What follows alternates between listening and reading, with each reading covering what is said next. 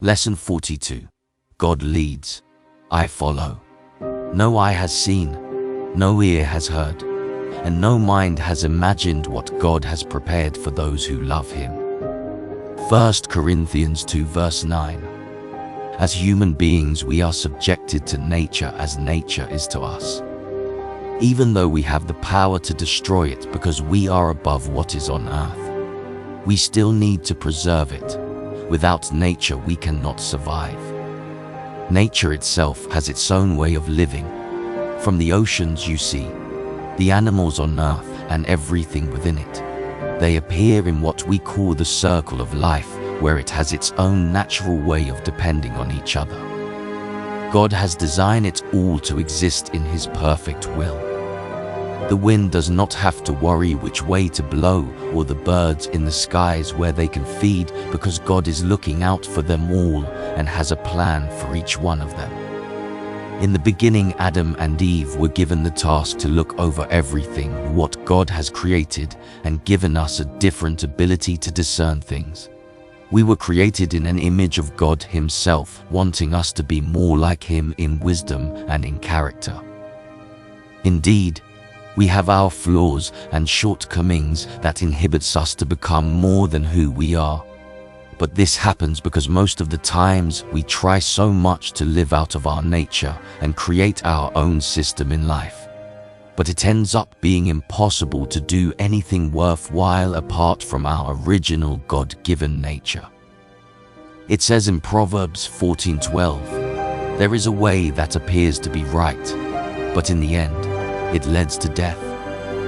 Yes, with your own eyes and vision, you cannot make it if your creator God is not in it.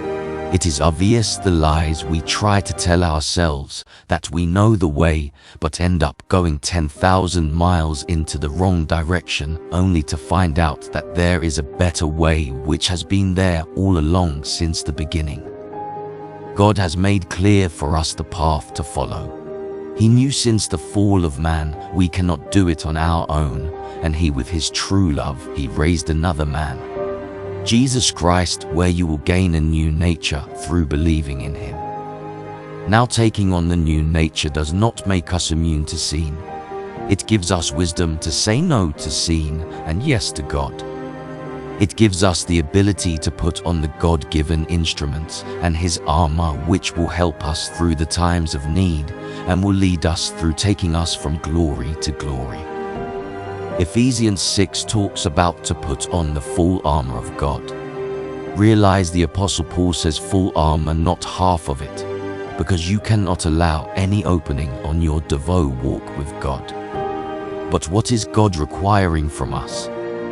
God expects us to abide to His nature, to be just like Him, putting up the armor of truth, to practice justice and not giving false testimonies, to be righteous, forsaking what is evil and doing what it is right, because no one can claim to love God and not do His commands.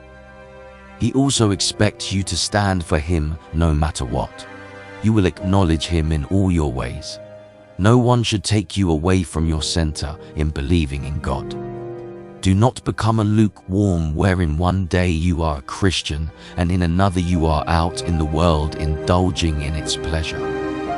And none of this is possible if you do not have faith in God. It is faith that gives us that expectation and belief in God's promises, that what He says in His word, that will eventually happen. It is faith that will help you add fuel to your weight on God, keeping all the armor of God intact. Never forget to read His word, because it is through it is where you get the guidelines of His leadership on where you are and where you must be. It is where you gain His wisdom and create a strong purpose in your pursuit of better days ahead of you. Listen to God. In every move of your life, God is constantly letting you know through His Spirit on which way to go, but at the same time the flesh is constantly telling you otherwise. But the decision to follow one or the other will never give you the same result.